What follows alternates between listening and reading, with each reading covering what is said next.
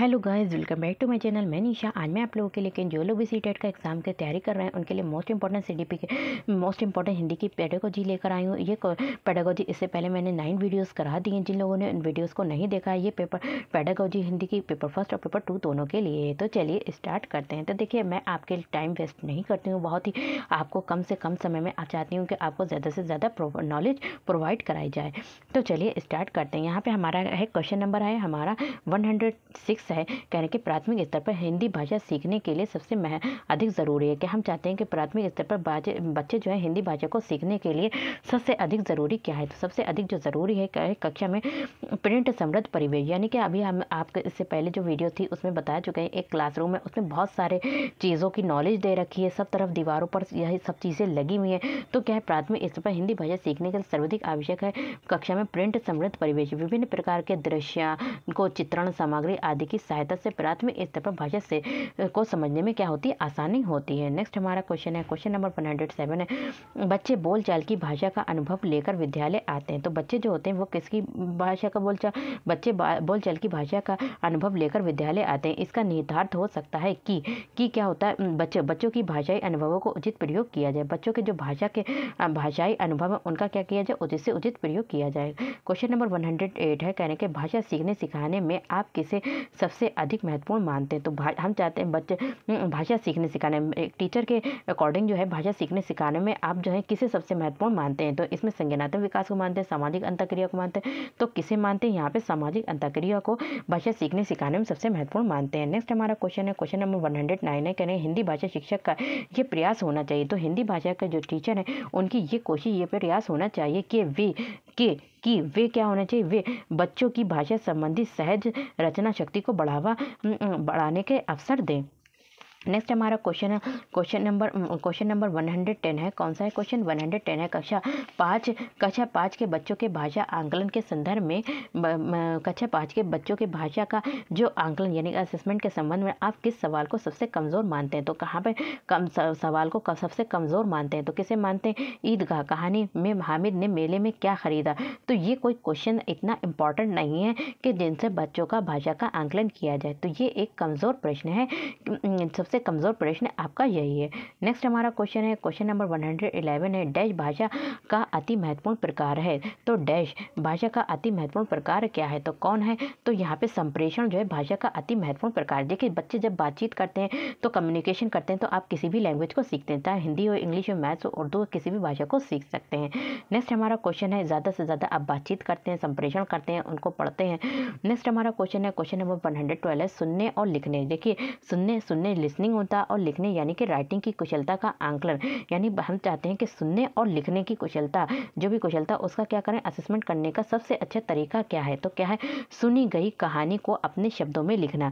तो हम चाहते हैं जो भी बच्चे जो होते हैं सुनने यानी कि लिसनिंग और राइटिंग, तो लिसनिंग और राइटिंग की हम चाहते हैं बच्चों का आंकलन करने के लिए। तो हम क्या कहेंगे, बच्चों से हम ये कह सकते हैं कि सुनी गई कहानी को अपने शब्दों में लिखो। आपने जो कहानी सुनी है, ठीक है, पहले तो उन्होंने जो सुना था तो वो उसको उसके बारे में सोचेंगे, फिर उसके बारे में क्या होंगे, लिखेंगे। इससे क्या होगा, सबसे उनके जो आंकलन, उनकी कुशलता का क्या होगा, आंकलन हो जाएगा। नेक्स्ट हमारा क्वेश्चन है, क्वेश्चन नंबर 113 है। सार्थक पढ़ते समय कभी कभी वाक्यों शब्दों की पुनरावृत्ति करता है। यहाँ पे एक सार्थक बच्चा है, तो वो क्या करता है, कभी कभी वाक्यों कोई सेंटेंस होते हैं या फिर कोई शब्द होते हैं, उनको क्या करता है, फिर से दोबारा पुनरावृत्ति करता है, दोबारा पढ़ता है। तो ये भाषाई व्यवहार दर्शाता है तो ये भाषाई व्यवहार जो है दर्शाता है, क्या दर्शाता है, वो समझ के साथ पढ़ने की कोशिश कर रहा है। तो अगर वो अटक रहा है तो वो क्या कर रहा है, समझकर कोशिश कर रहा है पढ़ने की। नेक्स्ट हमारा क्वेश्चन है, क्वेश्चन नंबर 114 है। हिंदी भाषा में आंकलन का उद्देश्य नहीं है। तो हिंदी की जो भाषा है उसमें जो आंकलन है, असेसमेंट है, उसका उद्देश्य नहीं है। तो हिंदी भाषा में आंकलन का उद्देश्य क्या नहीं है। तो क्या नहीं, बच्चों की भाषागत त्रुटियों की पहचान करना हिंदी भाषा आंकलन का उद्देश्य नहीं है। तो हिंदी भाषा में जो असेसमेंट होता है उसका क्या उद्देश्य नहीं, बच्चों की भाषागत त्रुटियों की पहचान करना। बच्चे अगर भाषा में बोलने में, लिखने में कोई त्रुटियाँ कर रही हैं तो उनकी पहचान करना, ये हिंदी भाषा का आंकलन का उद्देश्य नहीं है। नेक्स्ट हमारा क्वेश्चन है क्वेश्चन नंबर 115 है। आपके विचार से प्राथमिक स्तर पर उत्कृष्ट लेखन कार्य का उदाहरण है। तो उत्कृष्ट लेखन कार्य का उदाहरण क्या है? तो किसी आंखों देखी घटना का लिखित वर्णन करना। आपने किसी भी कहीं पे घटना हुई, किसी कहीं पे एक्सीडेंट हो गया, तो उनको क्या करना, पहले आपने देखा, फिर उसको क्या है, आंखों देखी घटना। तो कहने जो भी आंखों देखी घटना उसको लिखित वर्णन करना हमारा क्या कहलाता है? उत्कृष्ट लेखन का कार्य कहलाता है। नेक्स्ट हमारा क्वेश्चन है क्वेश्चन नंबर 116 है। भाषा सीखने के संदर्भ में कौन सा कथन सही है? तो भाषा यानी कि लैंग्वेज को सीखने के संदर्भ में कौन सा कथन जो है वो हमारा सही है, यानी कि राइट है।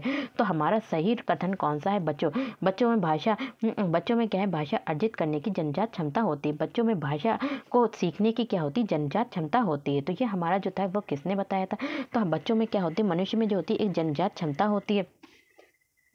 अब ये तो नहीं तो श्रेणी पशु के संकेत अक्षरों को ग्रहण करने में सक्षम है। अतः ये कथन भाषा सीखने के संदर्भ में सही के बच्चों में अर्जित जो होती क्षमता होती है, जन्मजात क्षमता होती है भाषा सीखने। नेक्स्ट हमारा क्वेश्चन है क्वेश्चन नंबर 117 है। डिस्ग्राफिया से प्रभावित बच्चे मुख्य रूप से किसमें कठिनाई करते हैं? तो किसमें कठिनाई होती है? अगर बच्चे जो होते हैं डिस्ग्राफिया से प्रभावित होते हैं तो वो किसमें होती है? उन्हें लिखने में कठिनाई होती है। अगर जो हम क्या डिसलेक्सिया जो होती है वो हमारे पढ़ने से संबंधित होती है, ठीक है। और जो हमारी जो होती है लिखने से संबंधित जो होती है हमारी क्या होती है? डिस्ग्राफिया होती है। और पढ़ने से संबंधित हमारी क्या होती है? डिसलेक्सिया होती है। और कैलकुलेशन से संबंधित जो होती है हमारी डिस्कैलकुलिया होती है। नेक्स्ट हमारा क्वेश्चन है क्वेश्चन नंबर 118 है। प्राथमिक स्तर पर देखिए 2018 में ये हमारा एग्जाम हुआ था। तो कह रहे हैं कि प्राथमिक स्तर की हिंदी की पाठ्य पुस्तक में आप किसे सर्वाधिक महत्वपूर्ण मानते हैं? जो प्राथमिक स्तर की हिंदी की पाठ्य पुस्तक है उसमें सबसे अधिक जो महत्वपूर्ण है वो क्या है? तो वो जो महत्वपूर्ण है हिंदी भाषा को विविध रूप देने वाली रचनाएं। तो ये क्या है? सबसे महत्वपूर्ण है। नेक्स्ट हमारा क्वेश्चन है क्वेश्चन नंबर 119 है। बहुभाषिक कक्षा में बच्चों की भाषाएं। बहुभाषिक कक्षा यानी कि एक ही कक्षा में बहुत सारी भाषाओं को बोलने वाले बच्चे। तो क्या होगा? उसमें बच्चों की जो भाषाएं होती हैं तो वो क्या होती हैं? एक संसाधन के रूप में क्या करती हैं? कार्य कर सकती हैं। नेक्स्ट हमारा क्वेश्चन है और लास्ट हमारा क्वेश्चन है 120 है। भाषा सीखने और भाषा अर्जित करने में अंतर का मुख्य आधार है। तो भाषा एक सीखना, जैसे कि आप सेकंड लैंग्वेज को सीखते हैं तो वो क्या करते हैं? भाषा को सीखते हैं। जैसे कि आप इंग्लिश को सीख रहे हैं। और भाषा अर्जित करना, और जो भाषा अर्जित करना जो होता है वो अपने आप ही आपको अपने परिवार से, आपको अपने समाज से, सोसाइटी से, मित्रों से आ जाती। तो इसमें करने में तो भाषा सीखने और अर्जित करने में अंतर का मुख्य आधार क्या है? इसमें जो डिफरेंस है वो काय का आधार है। तो अंतर का मुख्य आधार क्या है? भाषा उपलब्ध परिवेश। क्या है? भाषा का उपलब्ध परिवेश है। तो वीडियो पसंद आए तो like share subscribe my channel. Thank you, have a nice day. मिलते हैं नेक्स्ट वीडियो में।